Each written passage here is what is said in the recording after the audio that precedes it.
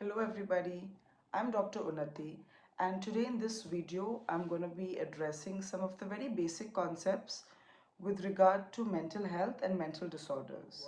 Some antidepressant drugs have been found to increase the risk of memory loss and dementia, which today is the leading cause of Alzheimer's disease.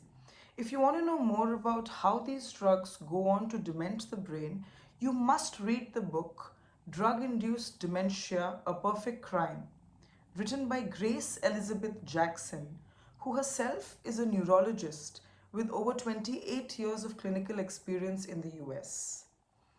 Not only this, now when we take these drugs, it is identified by our body as a foreign toxic substance, and the body goes and alerts the liver.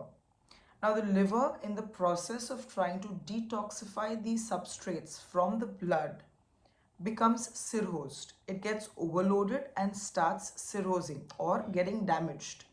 This leads to non-alcoholic liver cirrhosis. Now, non-alcoholic liver cirrhosis is a disease which is caused due to medications. 50 years back, we did not have anything such as non-alcoholic liver cirrhosis. We only had alcoholic liver cirrhosis, which is damage to the liver because of alcohol.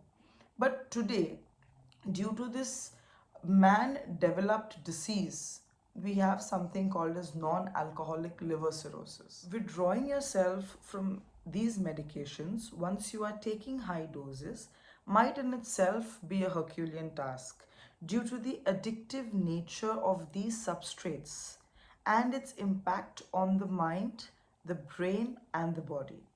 So before you start taking these drugs, be very well aware of its impact on the body and whether it can actually go ahead and treat the mind, which is the source of this illness.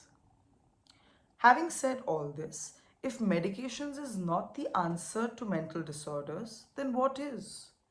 Now, the best way to treat a mind that is poorly functioning is with the help of a mind that is properly functioning.